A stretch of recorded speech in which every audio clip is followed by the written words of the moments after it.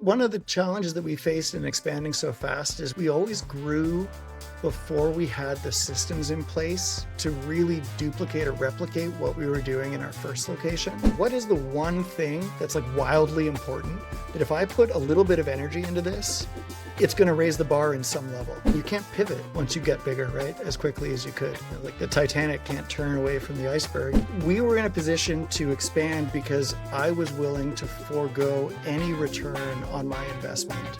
So welcome to the Climbing Gym Growth Podcast, where we share stories and strategies from climbing gym owners and operators to help you grow your community and business. Today, I'm joined by Andrew Coffey from the Hive in British Columbia. Thanks for joining, Andrew. Thanks for having me, Chris. All right, I'm excited. Been waiting for this moment to happen, and I'm excited you're finally on, and we're going to get into some interesting topics. So let's start with what's your backstory with climbing? Yeah, so I was thinking about this, and like a lot of people, I kind of started climbing as a kid at summer camp.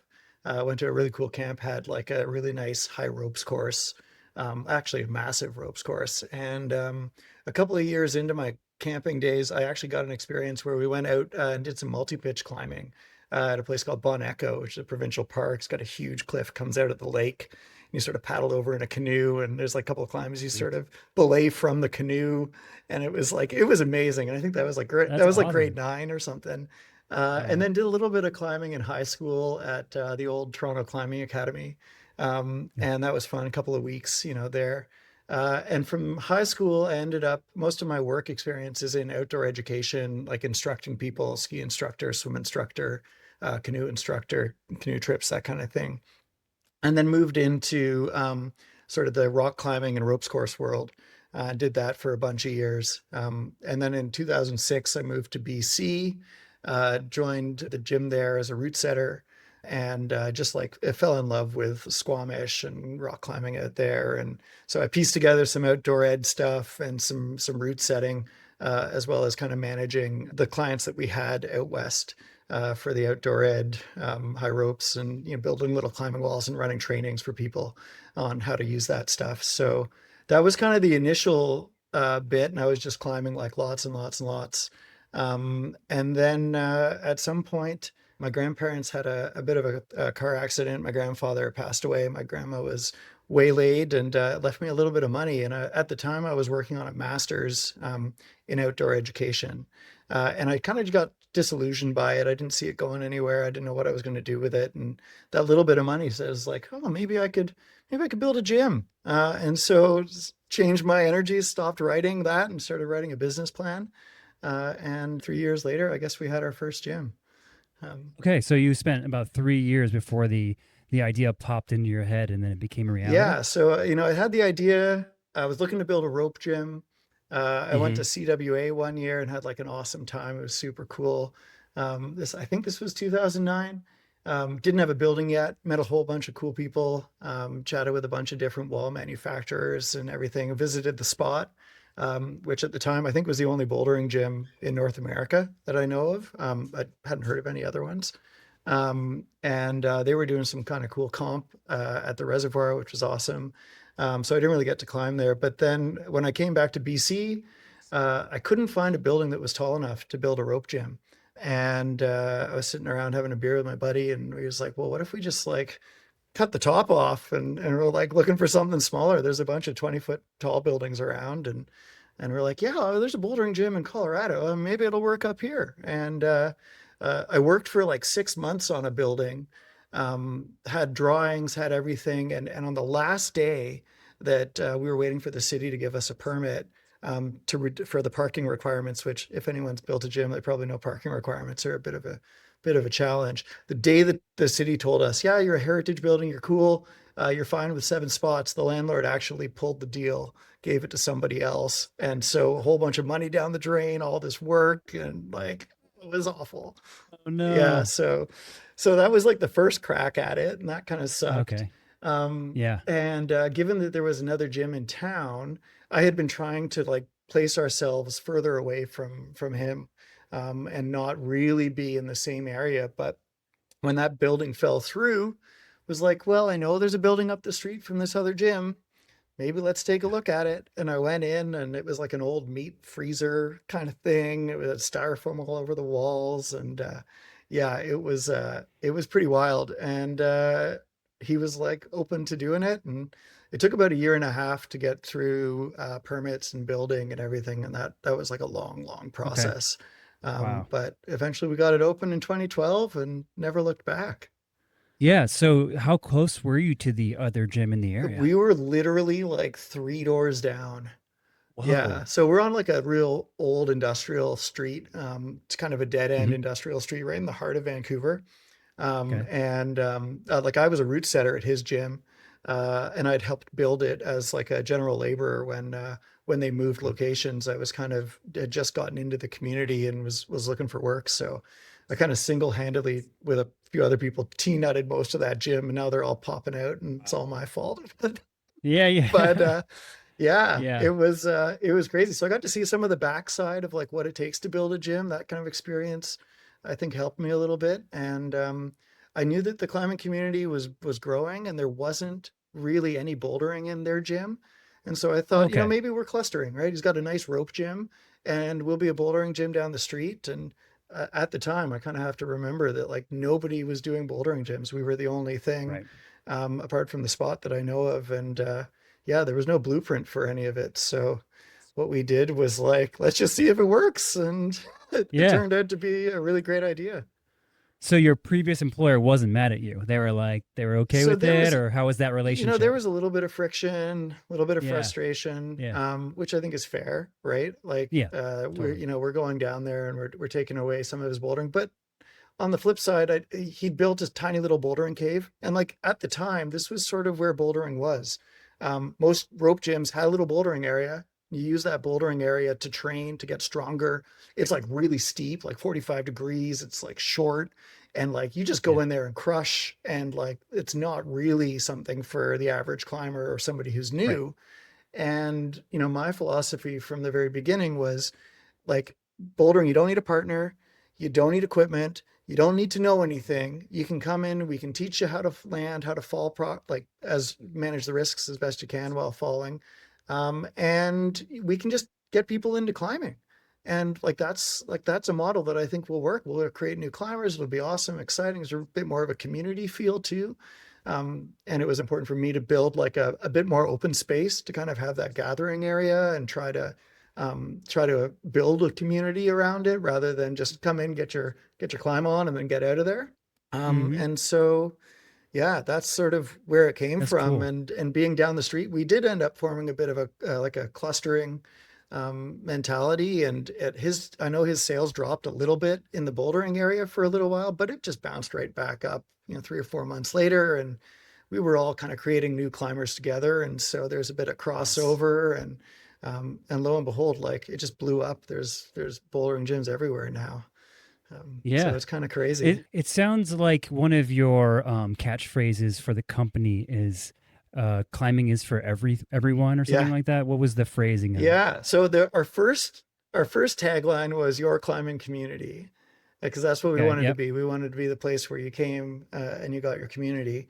But Yes. I firmly believe that like everyone is a climber, and that climbing is for everyone. We can, if you're new, we can help. If you're an expert, we've got problems that are hard enough for you to try. Things have changed, and there's challenges with operating in a city like Vancouver where the prices for real estate are like astronomical. And so we got to Yeah. continue finding ways to maintain accessibility for those populations that don't have as much money to spend. And so we can get into how we try to do that. And we've got some things that we're trying to do like moving forward. But um, yeah, I just believe we all are born climbing on stuff. At some point Yeah. you learn, like Totally. your parents are like, get down off that, you're gonna hurt yourself. And like we sort of forget it and we grow more risk averse as we all age. We're more, we're Yeah. injury prone. And yeah, we're just like, we can give a place, create a place for people to do this stuff. Um, Yeah. yeah, So that was kind of your mission from day one, it sounded like, right? That was yeah. kind of in your head to start off with, and you kept it rolling through subsequent gems as well. Yeah, and I think, right out the gate, we had sort of three things that we considered to be our pillars. Mm. And the first pillar is climbing, obviously. Like this is what we do. This is our bread and butter. We offer climbing. Hope so. Doesn't really need to be explained. But the next thing Yeah. was education. Right. And I felt like if we are helping people learn and grow as climbers, we're going to build a community. We're going to create more climbers. It's going to be good for business. It's going to be good for them because they're going to get into it. They're going to learn. They're going to continue to advance and progress. And that's really cool. And also, I wanted that to be part of our like staff culture, right? That like we are learning and growing, that we are evolving. At the time, there weren't a lot of gyms of bouldering. There were no bouldering gyms in Canada, and so we were doing something for the first time. So we tried to evolve and educate and do stuff that was new and different, and that was that constant drive. Like one of your other guests, previous shows, talking about the growth kind of mindset. Like this is all Yes. part and a parcel of education and um, I tend to believe climbing is like a vehicle for personal and social development. You grow as a person, you grow socially with other people, and yeah, so that was all part of it, and also my outdoor education background. Like I was trying to bring some of the experiential education styles and games and tactics to all of our programming, and all of that informed what we did. And then the last pillar was community, right? Mm. So do what we can to create that community vibe, host events, try to make it an exciting place for people to be. And that, all of those things combined is like a recipe for success, I think. Cool. So let's get a little bit more context Yeah. about where you are now. So how many locations do you have? And just like a brief overview of what those gyms are like. Yeah, so right now we have 6 gyms, one of which is a rope gym, which is actually the gym that I used to work at down the street from our first gym. So Oh, we cool. acquired that over COVID, or just in the middle of COVID. And that was kind of fun. And that's why I sort of feel responsible for all the T-nuts popping out the back of the You have to deal walls. with it Yeah, now. and That's I funny. was like acting head root setter there for a year while we were getting rolling, and I was like, oh my god, no! Every time I pop a T-nut out, I was like, why didn't I hammer that in better? Just swearing at yourself. And then Yeah. I'm like, sort of, why were we using hammer ins? Like, Yes, right. I know. so It's like dumb. looking back, it's so obvious. But yeah, so that's like a fun sort of side story. But just before COVID, we expanded into Winnipeg market, so out of province, and that's a whole Mm. other challenge of managing a gym outside of province. And thankfully, we have a really great managing partner there named Corey, and he sort of reached out saying like, "Hey, I'm thinking about opening a gym, and my sister climbs with you in BC. Do you have some advice?" And we started talking, and Winnipeg was an area we'd looked at previously and never really wanted to it didn't have the energy or the wherewithal to kind of pursue it. And when he came forward, ended up working together, and that's been really cool. So there's 5 bouldering gyms. One is out of province in Winnipeg. They're all a little bit different too. Our first gym is kind of like old school. It's really cramped. There's like floor, like mats are everywhere.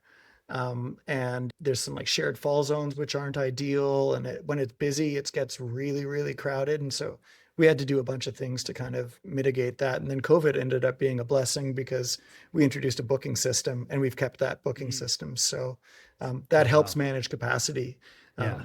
There are other spin-offs from that too, I can talk about later. But yeah, and then like our second gym is in the North Vancouver, kind of over a bridge, and we wanted a space at that time to host big competitions. And so we built a wall that's like long and kind of on show, and created a huge lobby because we didn't have enough lobby space, and we built a lounge and a yoga studio and a training Oh, area cool. and fitness area, and so it's kind of like a full service gym and has everything except ropes and auto belays. Mm. And then, yeah, we've got another gym that's like really huge and wicked, wicked bouldering, lots of open space. And that sort of was a happenstance thing as well. It kind of just landed in our laps. And, we haven't set out to grow incredibly quickly, but a few opportunities have just sort of presented themselves through like either connections that we had or people that we knew. And you're never really ready for your first gym. You're never really ready. Like I don't have kids. I know you're saying you have kids, and all my friends who have kids say they're never ready for their first kid. Well, you're never ready for your first gym, and you're never ready for your second gym. And if an opportunity arises, like we were always in a position to like postpone investor and shareholder returns and put our money back in. to the Hmm. business to try to grow it and to share climbing with more people. That's been the mission, from day Yeah. one. So you're besides the Winnipeg, the other five gyms, are they all within a certain radius around Vancouver? What is that? How wide is that? Yeah. I would say when traffic is like at its worst, and like Vancouver's pretty bad for traffic, you're probably about 45 minutes to an hour Okay. gym to gym. They're close. So, Okay. Yeah. but like when the traffic's not so bad and you can just cruise, it's like 20 minutes. Oh So, wow. but there's bridges. We got some big rivers, and those bridges Okay. can be like nightmares. And depending on where you live and which one you're going to and what time of day, it can be smooth or it can be really nasty. So, two of them are very close to public transit, like to trains, and that's great. And the other two are kind of over a bridge and like tucked away a little bit, and those are a bit more car oriented. Um, Gotcha. Do you feel like they support each other? I mean, you said the bouldering gym is right next to the ropes gym, so those are kind of working together. Do you feel like they're all supporting each other and kind of building the community? it's important maybe for me to think back to the initial time when we had our second gym. We built Hmm. that second gym in part because our first gym was too busy. It's over, the second gym is over a bridge, and that bridge can be really nasty at like 4 o'clock, 5 o'clock. And so people weren't willing to travel across that bridge to go there. And the community it's in is a little bit smaller than the other communities, like kind of centrally. So it took a while to get people to get going to that second gym. Now it's like big and beautiful and open and has like this incredible kind of design features to it. And it's like amazing. And we've hosted our national competitions there and like a bunch of big things that have been really, really cool. Nice. Um, but it took a while for that to take some people in, and it didn't really solve our problem of the first gym being too busy. It was like, Yeah. oh, I thought it would like lighten the load a little bit. And then, our third gym, which is out in Surrey, which is like about 30 minutes on the train, is across another bridge. And people were sort of reluctant to go there at first. And it was about Yeah. It sounds like Boston. yeah, We have the same yeah, problem in Boston. You just don't cross the no, bridge. Yeah. totally. So like a year and a half into that, we were like just starting to pick up speed. And it's like probably our nicest climbing walls. Is like a ton of climbing space, huge open floor, really, really great angles, massive fitness area, wicked little kids area in the back, and like a sort of dedicated lobby with like nice retail and all of that stuff. But then COVID happened, and that just shut down everything. Yeah. And I don't know what it was like, in Boston, but in British Columbia, anyways, we had maybe what Canada was Canada's leading medical officer. She was really great about being reasonable and like, businesses need to stay open and what can you do to stay open and manage. And everyone across Canada kind of looked to her for guidance and sensibility. But um, what COVID did was it meant that we had to cut our capacity in half. And so, in order to do that and manage that, we had to create a booking system. And that meant our busiest gym basically only had half the number of people that could go to it. And that forced people to transfer to these other gyms. And at that time, we sort of had a one gym membership or a multi gym membership. And what we decided to do was just make the membership valid at all gyms. And so you have one Hmm. membership price. It's valid at any of the gyms. You can go and get a booking at any of these gyms if you're a member. And people ended up going to these gyms and they're like, wow, this is awesome. I love it. There's more space. And yeah, it was COVID. We had masks and whatever. But that seems to have continued even after COVID, that they're willing to make that trek or they time it so that they miss the worst of the traffic, or Yeah. they see the value in the extra fitness equipment or the kilter board that's here, or the different Yeah. training apparatuses we have, and different styles of setting that sort of come from the different angles and all of that. So Well, it's great to hear there was a silver lining from COVID. really, yeah, There's not a lot of those stories around here. So no, that's an interesting yeah, one. really Wow, that's strange. great. Yeah, very unique too for our situation. And I'll say that on the flip side, our Winnipeg gym and our the latest gym that we built, which is in Port Coquitlam, both of those suffered quite substantially because they were in the process of being built when COVID happened, and so they were way delayed. They didn't have any sales records, so they didn't get any government support because they were new businesses, and those have taken some time to get up and running since then. And Winnipeg in particular is hard for that. So you're still kind of feeling the effects of COVID 5 years later in those gyms? Yeah, I think like in Winnipeg in particular, their health minister did a a poorer job of managing the situation. And we were like selling pre-sale memberships for a little while. And then we were like, okay, we're planning to be open. Oh, we're delayed. And then we finally get open. And then 3 months in, they shut down all activities. Oh And no. so 3 months in, we're closed.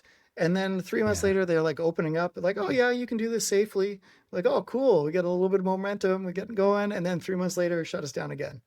And we were like, are you serious? So, we didn't get any landlord help really. We got a little bit, Yeah. but, and no government help, which in Canada, we all Mm, got a lot of help for wages and for businesses that were operating, but we didn't get that there because we weren't mhm. operating before COVID. And then, after a year had passed, we'd sold a bunch of memberships, but people had only used it for 3 or 4 months. And so, like, all of that revenue needed to last for almost 2 years. So it set us Mhm. in a really big hole, and we owed the landlord money, and that was really problematic. And so we're sort of digging ourselves out of that. Yeah, I Yeah, go also ahead. like not having a grand opening too, I feel Yeah. like is hard, right? Like getting a bunch of people in the space and celebrating the space, I think sets people back. Yeah, totally. Like we had plans Yeah. for it and we were all, I remember I was like out there like talking about a big marketing plan that we were doing when they were like everybody the country is shutting down and everything is going and we were like, oh my God, what do we Yeah, yeah. do? So And all that work too. yeah, Yeah. but Wow. yeah, the community we're building out there is great. The people who are working there are awesome. My managing partner is like doing a fantastic job building stoke and just like bringing the vibe and the energy all the time. And yeah, we do a wicked comp there every year that I'll be going out for in February. That's called Honey Dill. It's like a unique Winnipeg like condiment. Yeah, I get Yeah. to DJ for it, which is really cool. You're not going to set for it? No, I don't. I've set a few problems every once in a while for it, but I'll go and I help for running. That's cool Yeah, though. That's really I usually cool. get tasked with finals because nobody wants to do finals, and I don't mind Oh, it. Yeah. really? You four on the No, finals? no, DJ for finals. I definitely Oh, do DJ for not finals. Okay, for run I was gonna finals. say, okay, No way. okay, cool. No, that's great. And so, were you a DJ in your past Yeah, life? in university I had like a weekly night, and Okay. back then it was like real vinyl. It was all just like carrying Wow. records around, and yeah, since that, like when we first opened the bouldering gym, this is one of the things that was like super cool that we don't do as much anymore. But I was DJing like once a week at the gym, That's and awesome. when we opened that gym, we bought these speakers, these monster speakers, and hung them from the rafters. And that's like almost 15 years now. I guess 13 years since it's been open. They're still kicking. Like none of all our Mhm. other sound systems have fallen apart, but Nice. these speakers that are like hanging from the rafters are still kicking. And Yes. yeah, like that was a big part of like, creating this awesome vibe and energy. And yeah, I'd come in and bring my turntables and my records Oh, and I just love it. like throw down Yeah. for, and I don't, What genre do you normally spin? I am mostly like jungle drum and bass, like old Okay, school cool. jungle is my Nice. jam, Yeah, but yeah. hip hop, dubstep, EDM. I love kind of like mixing it all up. And usually a final set kind of starts off with like some EDM, gets a little grimy with some dubstep, and then like slams it home with some really high energy jungle for the last round. That's So amazing yeah. that you're the DJ. I think that is so awesome. Do you make announcements too? Or are you mostly just doing the I music? have. I feel quite comfortable doing sort of public speaking. And Yeah. in the early days when we would have events, I would be announcing, the prizes that we were doing. And like for a comp, we'd usually have an MC, but I would usually say something at the end. And yeah, just I was reminiscent. We did a customer service meeting the other day, and we were talking about like a great customer service experience. I couldn't remember like me actually serving customers for a long, long time.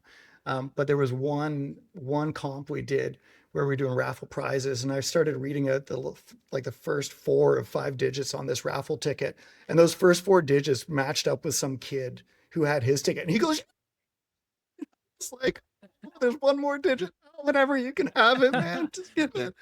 Like so much, yeah, there was so That's much fun awesome. and energy Yeah. going into those first years, and it's funny to Oh think yeah. like you love one gym, you have one gym, you get to be there all the time, you get to like engage with the community. You go to two, all of a sudden you have to split your time, and Yeah. things change. So there's sort of like a one gym time in my mind. There's like a two gym time, and then there's like COVID, and then now we've got lots and massive sort of group of people needing to manage and run it. And Yeah, it's I crazy. think it's so cool that you're like there partying and like contributing to the vibe and like celebrating with everyone. I don't hear that story very often, so it's so cool to hear from an Yeah, owner. yeah, it's great. I mean, it's like it's the only time I get in the gyms because if I'm not in there like climbing and having fun with people, it's really hard to stay kind of like connected Connected. to why you were Yeah. doing it in the first place. And I'm Yeah. living in Toronto now, which makes it a little bit harder for me to get in there. But there's always just like thinking back to the days when like we were dressing up for competitions and people are getting full body paint on and like coming in dressed as like the skunks or the Smurfs or whatever, and Yeah. then they're like falling on the mats and there's blue paint all over the mat, and Oh you're like, God. oh, we got to put a stop to this, but we love you, Stoke. We love the energy. Yeah, cool. I love all this. So I have a lot of listeners that are first-time gym owners, and they have questions about your experience with your first gym, and then also your transition to your second gym. So let's talk about the first gym. We'll go back a little bit here, and so what were some of the biggest surprises or lessons you learned from that first gym? Yeah, like in advance of actually getting the gym open, some folks at CWA were saying, it's never going to be big enough, never going to find a building that's big enough. And you sort of hear that and think, yeah, maybe we can find a building that's big enough. And at that time, I didn't have a ton of experience with design or SketchUp or any of the things that, kind of give you a sense of how to build and shape and organize a gym. And we get our wall design from Eldo, who are, out of Colorado, and like blown away by this design. Although angles look awesome, the space looks like perfect. There's like enough space for the number of people. And then you get 150 people in there and you're like, oh my God, it's crazy cramped.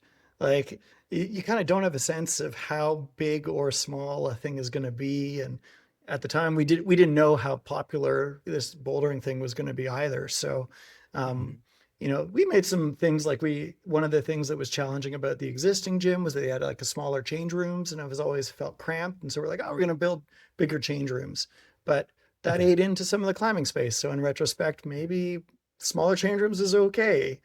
And more climbing space would have been better, but didn't know how many people were going to show up. So that was like something, but it's really, really hard to find an ideal building. Like anybody who's out there trying to open a gym, you got to find a building with the height. You got to find a building with the parking. You got to be in the right zone. You got to have like the access to transit or something, or enough parking for people who are, if you can't transit. The city's got to be okay with you using it. And industrial places often don't allow for these kind of fitness centers. Right. So there's like you're like hammered on all sides, and Vancouver in particular is really hard on Mm. the zoning. So we sort of ended up where we had to go. There was like no other option really, and then the price, right? Like if you might find a 16-foot ceiling, but it's Right. in a commercial zone, and they're asking for three times what you would pay in an industrial zone, and you just can't afford that. Hmm. So finding the spot's really hard. And in the beginning, like there were like 12 of us, I think, doing all the work. Everybody's doing all the work, Hmm. right? And I've heard that from some of your other guests. Oh, it's awesome. I'm doing this, I'm doing that. Hmm. And that's like great. And it's not really sustainable if you're going to grow, for one. Right. Yeah, there's a really cool vibe and energy that comes from like everybody being involved in planning an event, everybody being involved in planning, the big comp that's coming, or being present for those events too. And as an owner, like I've got to still do some of the financial side. I've still got to do the like planning and big picture organization and all of those things. And so as you grow, you sort of pull away from that stuff that's really enjoyable and do more of the stuff that's maybe less inspiring, more time consuming. And getting into it, you got to be ready to say like, I'm into it because I love climbing. I might not be climbing as much as I used to be climbing Yeah. because now I'm managing it or leading the team. So there's like a Interesting. there's like a dynamic there you got to be okay with. And then it grows exponentially almost when you open a second gym. Yeah. Right. So when did you feel like you were in a financially stable place with that first gym and ready to open a second location? Yeah, I don't know how many other people are in a similar position, but I had a few small investors in the early stages, and we were all doing it. I still do it for the reason to share climbing with more people. It's not about making money, although there may be people who think that like we're doing it to make money because our prices are high because we are in a very expensive city. But we were in a position to expand because I was willing to forego any return on my investment. And I don't know if people who are looking to get their money back anytime soon would have grown as quickly as we have. So I kind of like that's a first kind of caveat. I still haven't taken really anything out of the business. It's like I haven't made any money out of it. I've taken like probably one of the lowest salaries of our senior team Wow. forever. And for the first few years, I didn't pay myself at all. And that stuff was like kind of helped contribute to us being able to do it, and then able to have the financial backing or financial records to go to the bank, and then the bank could help us finance the next few gyms. So um, if I wanted my money back, would I have grown? I don't know. Would we have been able to grow as quickly? I don't know. But I felt very strongly that like our mission, our goal is to share climbing with as many people as possible. And while we couldn't grow in our existing gym, which was too big or too small, we felt we could branch out and go to some other places. And our North Shore gym, which is our second gym, that came to us because we were working a program with some kids in like early childhood movement, just sort of physical literacy, like a gymnastics, but not a competitive gymnastics group. They had just Mm-hmm. signed a lease in this building, and they were like, "Hey, we just signed a lease. There's like 4 or 5 units still available. It's got high ceilings. It's zoned for a fitness center because we're a fitness center and we're allowed. It's got parking. Like you guys might want to look at it." And so we were like, okay, we walked in and we're like, holy cow, look at this place. This is awesome. And Yeah, then yeah. we found a way to do it. Okay, so you were thinking about a second location before that, or once you like stepped into the building, you're like, wait a second, we should, Yeah. how did that happen? Yeah. I think we knew that we needed to expand in some fashion because we were getting so busy. And this was only 3 years in, like 2.5 years in, like a Yep. year and a half in, we were like, wow, we're doing okay financially. We're like we're seeing the right trajectory, and we're sort of hitting our targets, and this is all great. And the energy around bouldering was just like, it was like capturing lightning in a bottle at that time. Like nobody was doing it. We were new, we were different, it was exciting and novel. And yeah, so we're like, oh, we should look for another spot. And at one point, I don't know, maybe 6 or 7 years in, I wrote a list of all the buildings I'd been to see, and it's like a hundred buildings long of like the things that we went to see. Oh, would this work? And this might not work. And some stuff we got like a little Yeah. further along the process, and it just didn't happen. Or my real estate agent has been phenomenal working with her. So uh, the number of buildings we went to see that we said That's a no, it ton. is Okay. a lot. Yeah. So, and most of it was to solve the problem of the first gym being too small. Right. And just because of how hard it is to work in the city of Vancouver, we ended up in these little communities outside, just neighboring areas, and it never really solved our challenge. But adding gyms adds new challenges, I would say, and I would Right. caution anyone who's like got a gym going and they're thinking about rapid growth. One gym is a lot. And if you're doing it really well, it takes a lot of energy, a lot of focus, and then as you go to two gyms, things change because you now can't be there all the time. And yeah, you got to divide your time, and then travel times kind of enter into the mix. And the things that worked for doing things in one gym, now are you doing both of those things in both gyms? Like, are you doing the same event in both gyms at the same time? And route setting gets more complicated. Now, do you have one crew or two crews? Are they traveling? What about their travel time? And you tend to think you get efficiencies of scale by growing, but you also have like a bloat in management structure and requirements, and the number of staff means more communication, and that communication takes more time, and marketing gets more complicated. And yeah, so one gym felt like pretty cash. Two gyms, I think, for a lot of my team felt like a huge leap. And we had most of my seniors team was with us for about 5 years, and then there was kind of like a mass exodus of a handful of key people who had helped establish that first gym, put a lot of amazing time and energy and work into it, and really kind of crafted the experience that we wanted. When we got to two gyms, it became harder to hold on to these people because yeah, it was just harder to do the work. So did the hiring process become more important during that stage? Yeah. So I guess, when we moved to two gyms and we were trying to run youth programs, trying to run similar youth programs in two different locations required like another layer of kind of management, somebody kind of leading instructors in two different places. Yeah. Whereas before, the education team was me and a couple of instructors, and we could just talk about what we wanted to do and do Yeah. it. And like we had a competitive team which had come over from one of the other gyms. Now they had a great space to train in because we had more fitness equipment, more training apparatus, and all that. But like now, the parents are like driving their kids across the town and across the bridge, and they're like, oh, I don't want to travel to that one, or I live on that side, I don't want to travel to the other one. And you're like Yeah. kind of constantly navigating this piece. And we hosted a ton of really cool events at the new gym because it was big and open, and like the walls were conducive for like a really big comp. And I Mhm. remember the first nationals event that we did, we were giving out free beer. We were like over the top. We like live streamed it when like not everyone was live streaming, and we just paid for that. We like had people standing like right up against the mats all the way back to the front door, like turned around the check-in computers and put the live stream on the computer, and you're like 5 seconds delayed watching what's happening that you can't see just Yeah, in yeah, yeah. front of Wow, you. that's And crazy. Yeah. yeah, like all kinds of like really wild things are happening with that. And yeah, so like two gyms was felt manageable at that Yeah. time. But when you go to three and you're trying to hire really high quality people for all of these gyms, that process becomes a bit more convoluted. People who live close to one gym, you might need to move. Like, where do you get a new manager, for example?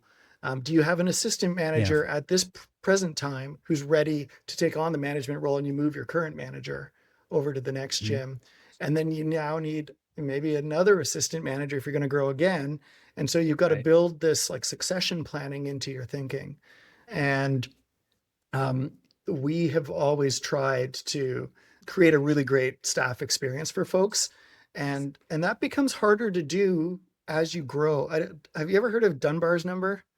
No. There's this concept that like it's a kind of an interesting psychological or neurological thing that this guy found that um, communities have a certain size limit that they can grow to before structures and like bureaucracy or rules and systems need to be really outlined and codified. And it's all based on like the size of our neocortex. So Hmm. like when they look at certain animals, the group size is determined by their neocortex. And for humans, it's about Okay. 150. And once you get growing beyond 150 people, those like shared values that brought you together, they don't necessarily hold the group together naturally anymore because you can't maintain the social relationships with all of those people for the natural things that hold us together to kind of keep us in line, like all believing the same thing and doing the same Right. thing. So when we grew past that number, I only learned about this afterwards, but like when you grow past a certain size, everything needs to be managed more. Everything needs more structure. And then you run the risk of coming from this like grassroots climbing focused organization into this notion of being a corporation. And you're like Mm. too corporate. You're like, well, we have to have a Right. rule for Right. that because in this case, we've had this happen 5 times and we don't want that to happen. Right.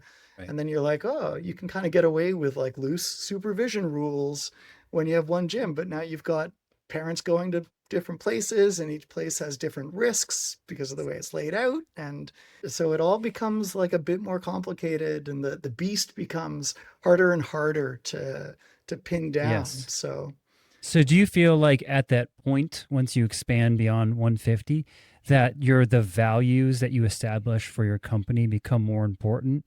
And even more importantly, the way you, I don't want to say enforce, but the way that you encourage those values to be upheld? absolutely. Yeah. And it becomes harder to simply just state those values Hmm. and for people to believe that you really believe them and that you're really living them. So we started out with three pillars: climbing, education, and community. Sometime in, I don't remember exactly when, but we realized there was sort of a fourth pillar. And this fourth pillar, I think of it like a stool, right? We've got climbing, we've got education, we've got community. Those three legs of the stool kind of support the platform of health and wellness. And this kind of, I guess this must have happened when we opened up the yoga studio at our North Shore location. As we were like, well, it's not climbing. It's like yoga and physical stuff. So, movement and injury prevention. So health and wellness is what all of this is supporting. So we've held those pillars for a long, long time. And a while back, I think it was in our like third or fourth year, um, I asked my leadership team, if McDonald's makes hamburgers, what does the Hive make? And our head route setter at the time said, well, we make climbing better. And I was like, that's cool. Like, this is an Mm-hmm, awesome mm-hmm. sort of mission. And after a few like sort of brainstorming sessions with the team and facilitating like discussion around this stuff, I walked away. I had a bunch of thoughts written down on paper. I came back with saying, this is our vision, right? We want to make life better, not just climbing. Like this is going to Mm-hmm. be the best part of somebody's day. They walk into the gym, Mm-hmm. they want to be here. We can provide them with something that helps them learn and grow as Okay. humans. And our mission is, and now everybody knows, our mission is to make life better. If you were to ask our staff, what's your mission? That's the mission. And it's a catchy little phrase, MLB. So I hope Major League Baseball Mm-hmm. doesn't like steal it from us. But yeah, it's been a really great encapsulating like statement. But what it actually means in practice is actually a little bit harder to define. Like, how do we Yes. do that? And is everything that we do aligning to it? And we always use it when we're trying to make decisions. Like, does this make our staff's life better? Does this make our community's life better? Does this make this individual's life better? We try to loop back to that as our guiding principle all the time, but sometimes you got to balance stuff, right?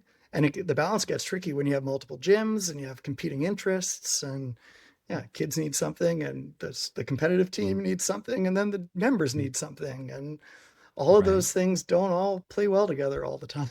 That's great. I love that. So as far as, opening new gyms go, have you seen sort of the cost of building gyms go up the past, 13 years? And how is that affecting you when you open a new location? The last two gyms we opened that we built ourselves were a little more costly than the previous ones. The Mm, walls have gotten more expensive. The flooring, I know foam has just gone through the roof. Like the cost yeah. of foam is crazy. And I got to give a huge shout out to Flashed, our like flooring guys. Mark Fraser and Flashed have like treated us so well. I don't know how much people are getting out of their flooring these days, but we have a couple of our newer gyms where we designed them. The people are standing off the mats or sitting off the mats. They're getting like 4 or 5 years out of the flooring, which is great. Our first gym, if we get a year out of our flooring, we're happy.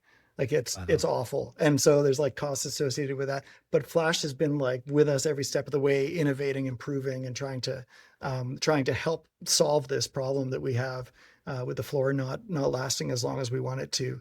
But like, so the flooring has gotten more expensive. Holds and volumes now, like Oh, people yeah. want volumes now, whereas back then, like you could buy a bunch of crimps and put them on the wall, and every hardcore That's climber right. is stoked. And You can buy like 50 crimps for $100 yeah, and you're good to yeah, go. yeah. Yeah. And now like people want more training apparatus and more fitness equipment, and that stuff is like not inexpensive.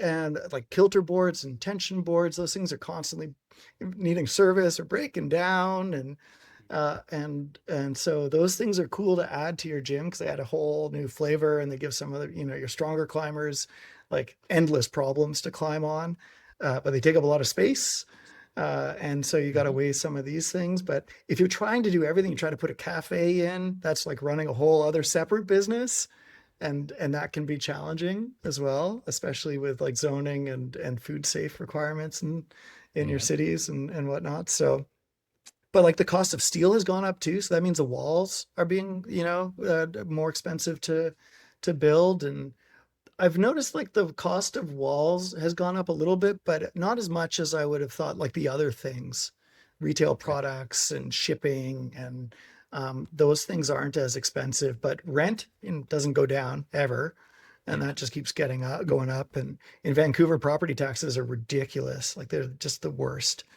So those things just constantly go up. So we got to keep raising our prices to stay afloat, and wages keep going up too. So we want to pay our staff as well as we can. So, the cost of business, not just opening, is always on the rise. and we got to keep finding ways to kind of make climbing more accessible. And if those prices have to go up, finding an alternative way to provide some options for some of those folks who can't swallow that. Yeah, you were talking about that earlier. So, are you talking about like sort of sliding scale memberships and things like that to Yeah, improve accessibility? yeah. That's on the radar for this year. We want to really make sure we can get that established. We've been thinking about it for a few years. We've been doing some research on Yeah. what some gyms have done. I really want to get that going, and that's it's definitely on the radar. What we've been doing previously or up until now is more partnering with local organizations that are doing stuff and giving them more accessible pricing. So we have like a not-for-profit pricing. We have pricing and special events for various groups and organizations that are like local and doing really good work with specific communities or demographics, and making opportunities for them to access the space at a much more affordable rate. We did like a holiday punch bowl thing where people could buy punches, and then those punches would go into a bowl, and then anyone who needed it could come and grab them. That was really successful. We're right now doing like half price Wednesdays till the end of the year, which is cool. And it's like bringing some new people in, and student stuff is always a thing and we've got a big student thing coming out in the new year, which nobody knows about just yet. So stay tuned Yeah. for that. Okay. And The initial plug is right yeah. here. And Okay. we do something Love really that. cool in Winnipeg. They call it Boulder Beats, where they have like a DJ that come in and they start at like 9 and they go until midnight or 1 o'clock. Oh, And it's like sweet. half price. So people are coming in Yeah. and it's like, it's just absolutely rocking. It's do That's that once awesome. a month. That's really cool. It seems like people are trying to make the sport more accessible, and obviously that's hard for all of the reasons you stated, all the overhead, the rent, everything that goes into operating a climbing gym. And many of the climbing gym owners I've talked to so far are finding it tricky to become profitable. Do you have any tips or advice for them on how, giving the rising cost of things, to try to get to a point of profitability? Yeah. I mean, I think there's a belief or there was a belief, and I certainly shared this belief, that things are always going to grow and you're always going to have more people coming in the door, and you're always going to make a little bit more money than you did last year. And that may or may not be true moving forward with the economy where it's at, people not having as much money. Minimum wage continues to go up for us. I don't know, in the States, it's a little different.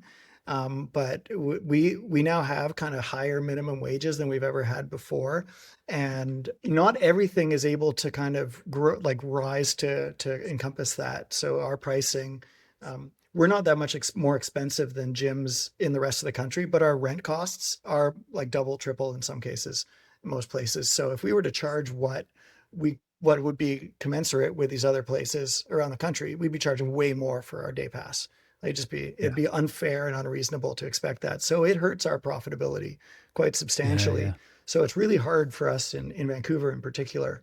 But like, as we've grown, I think that mentality of like, it's always going to grow, we're always going to have more members, led us to maybe take our foot off the gas a little bit and not do as much of the stuff that draws people in. Mm. And so we're doing more of that now. And you got to be really careful with your staffing too. There's a feeling that like, oh my God, we're really, really busy, I need to add staff to the mix. Well, if you keep doing that, eventually you're going to hit the tipping point. You're going to be over on the other side, and you have kind of more staff than you need, and it's going to be hard to be profitable. And we've just Yeah. had to be really careful with our staffing recently, and we've started focusing on it a bit more, trying to operate a little bit leaner, but not let go anyone. Try to Right. like retain all our staff and make our systems as efficient as possible. Um, Right. Things get hard though when you like have layers of management, right? So comes Yeah. back to the like notion of having one gym.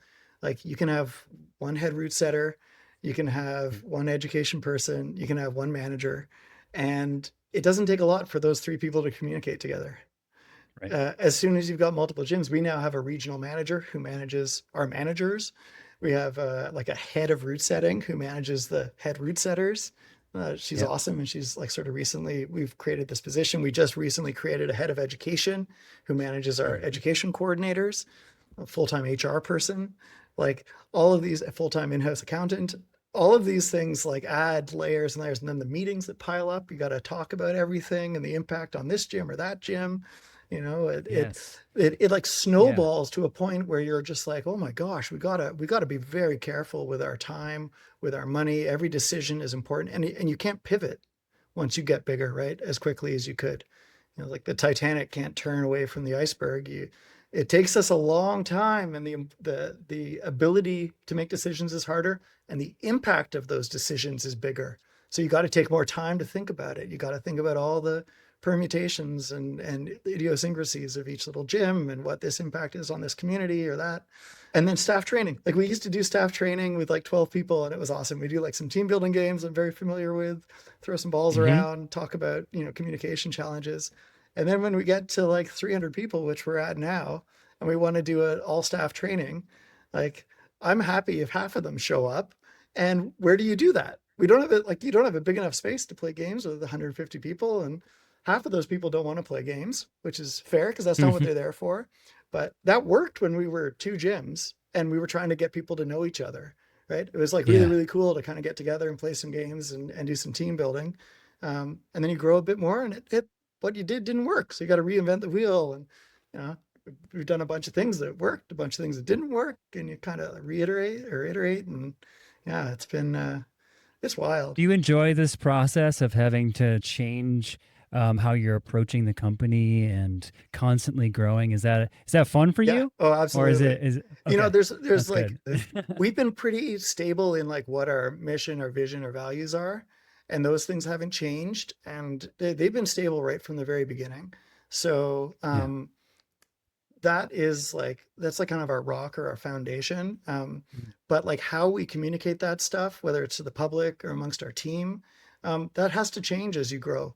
Yeah. And as you grow, the amount of communication that's needed grows quite substantially. And it's Mm. harder to get the key messages to the right people without overloading them with information that they don't need. Like we have this inside buzz that we call it. It's like a staff document you can go to where all the information is. I mean, the thing's got to be like hundreds of pages long by now, right? And it's no longer as useful as it once was when we were a smaller team. And so we're like Right. moving, Winnipeg, our manager who was there just created like a wiki and made it a little more easier to get that information. So we gotta try and turn that into something that we use at our other gyms.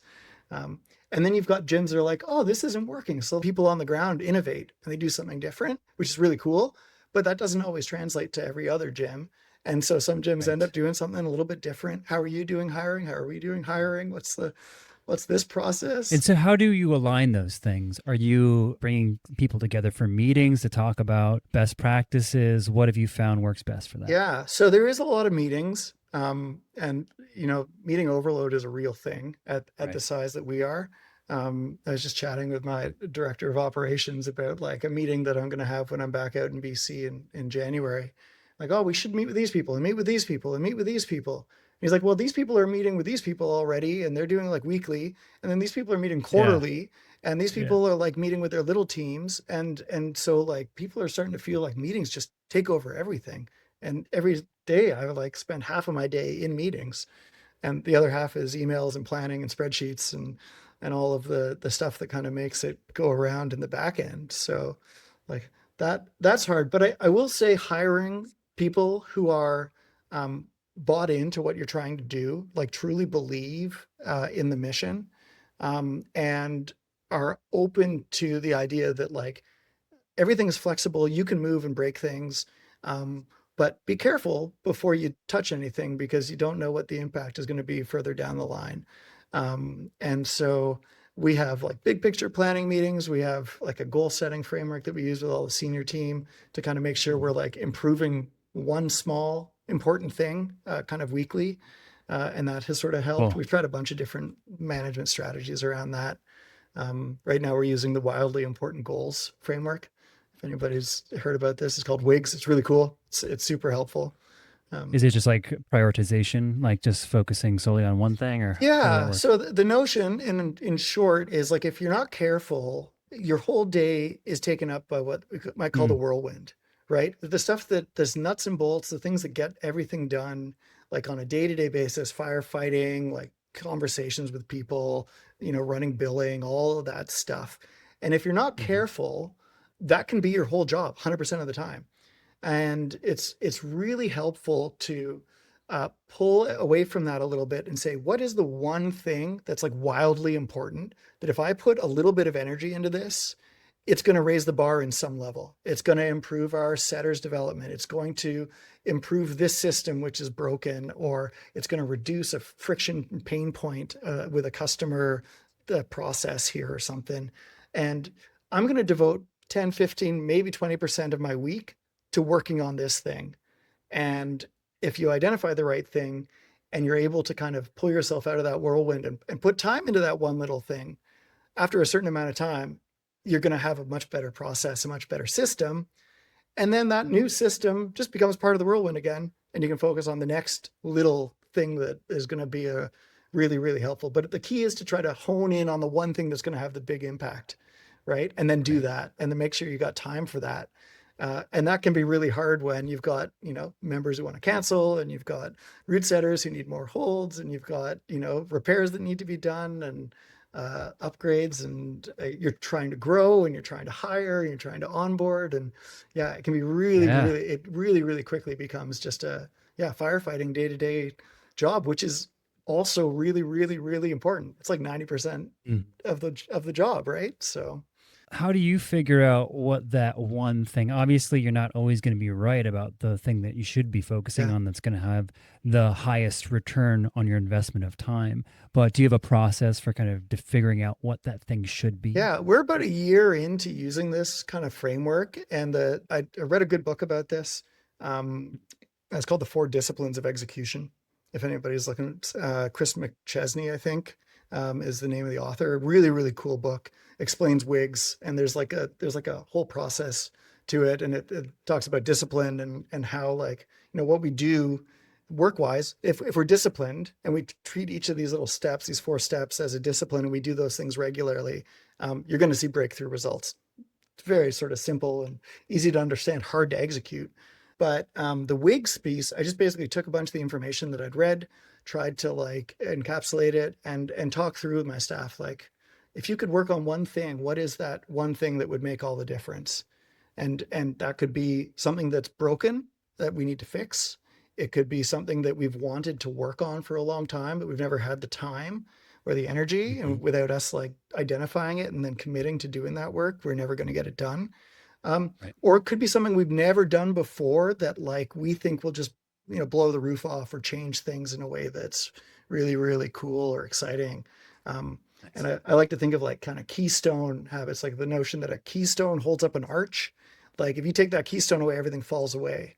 So what is that key piece of infrastructure or system or activity that we need to do, that if we put a ton of energy into that, and it's not 100% of your day, it's only 10% of your day or 15% of your day. If you, yeah, on some weeks it's not, but if you can put time into that one little thing, maybe it's going to spur you into leveling up in some way or another. Yeah, that's a good concept. That's great. So you're pretty successful. It seems like you have 5 gyms. You're still here Yeah. after 13 years. Do you have a big goal that you're heading towards, or have you already achieved your dream outcome with your company? I never set out to have a whole bunch of gyms in the first place. Like I just wanted to build a bouldering gym, right? Like Hmm. I wanted to build a rope gym, Yeah. and that couldn't happen because I couldn't find a space. So I built a bouldering gym, which turned out to be like the happiest accident. If anybody knows Bob Ross and he talks Hmm. about happy Hmm. accidents, this is like the happiest accident ever. And so that turned out to be really cool.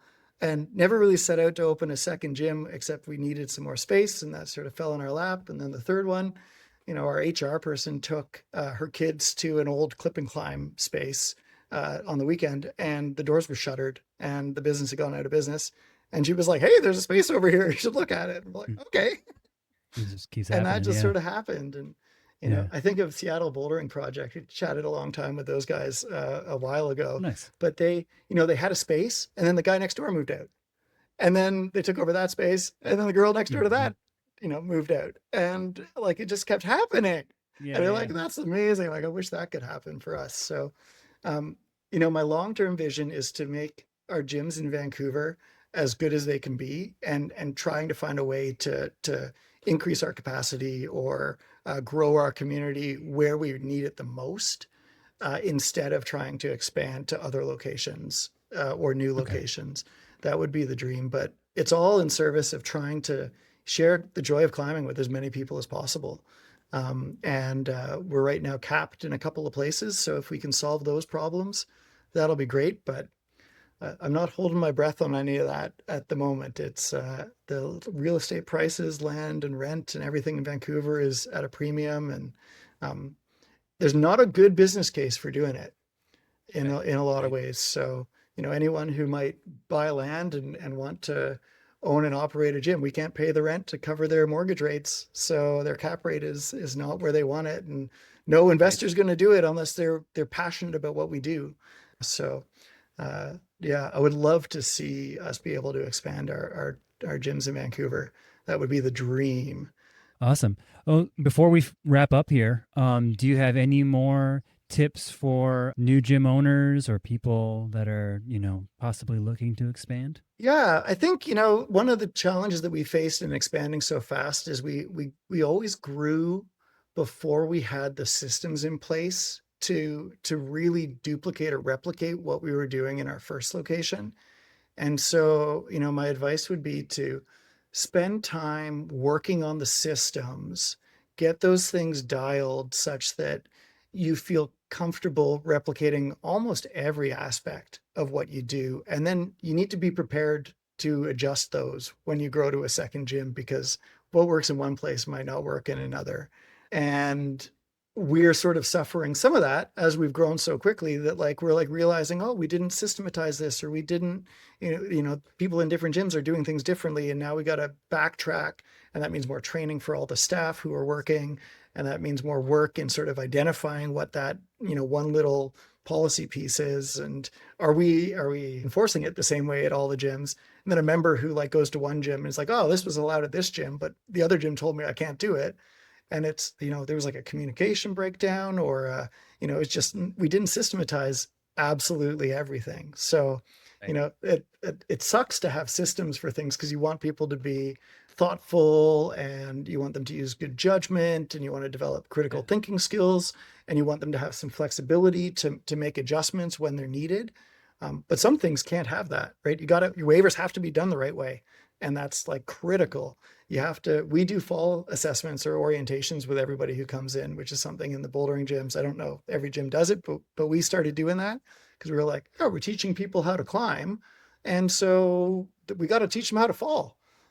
Most people don't know how to fall. And at the time, there weren't a whole lot of bouldering gyms. So we were like, this is new for everybody. So, but making sure you do that orientation the same way every time, and making sure that people bring the Yes. stoke in that first meeting or that first instance, that it's like your first contact. You can only get one of those. So got to make sure that's really good. And then, how do you service those people who have been with you for 10 or 12 years, right? They need Mm. a different sort of level of understanding and kind of recognition that they've been involved in this, and their needs are different than a youth or a parent who's never climbed and her kid wants to come in and jump around and thinks it's a playground. So you gotta, Mm. we've got supervision ratios, which we've never had before, and now those are restrictive. So now we've got a supervision certification, which allows parents to do a course with their kid, Oh, geez, which that's kind of amazing. teaches them here's Yeah. how to use the space this risk, manage the risks as effectively as possible while you're here.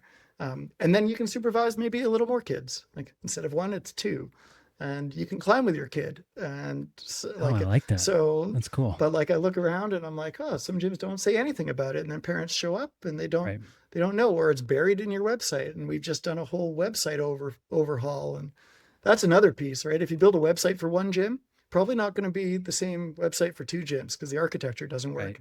And then when we grew to Hmm. three or four, we were cramming all these gyms in, and the architecture doesn't really work. Got so confusing. Yeah. And Yeah. so Yeah. then we just had to do a whole website thing, and that took a Mm. year to get that done with all the information that needed to be there and getting all the features. And it's really great. I got to give my hat to our marketing manager for the work that she put in. She and her team put in. It's just amazing. But yeah, I would say take your time. don't jump into a second gym. But if the opportunity presents itself, they're few and far between, really. So if you think you're up for it, by all means, you can kind of muddle your way through like I did. Wow, that's great advice. I wish we could keep talking because Yeah, obviously you have so much wisdom and so much to share with my listeners. So maybe we'll get you back on another time love that, and do a Chris. second Yeah, episode. I would love that. Thank you so much for doing this. It's really cool. Yeah, this is It's been awesome. super fun, kind of thinking back to the good old days, and yeah, we could talk for a whole other episode about where we're at now, and yeah, some of the ways we Yeah, got there. So cool. So where can people learn more about you and your company? yeah, I mean, like I have a LinkedIn profile, but I'm not really all that Okay. important. It doesn't really matter. I would say hiveclimbing.com is our Yeah, website, and it's like at Hive Climbing for Instagram is where we do most of our stuff. Is out there, and yeah, great. everything can be found on the website. So if you go to a brand new Cool. website launched like I don't know, maybe 4 or 5 months ago, I think, check that out. It's cool. And yeah, if you're ever out in BC, like come by for a climb, let us know. I'll be there for sure. I've never been to Vancouver. I need to go. And So I'll Squamish. definitely stop. Squamish Oh, is I like, know it's embarrassing. I haven't been to Squamish. yeah, You guys can all make fun of me. yeah, Well, thanks again for sharing your story and everything. And yeah, yeah, my hope to chat pleasure. again Yeah, soon. thanks, Chris.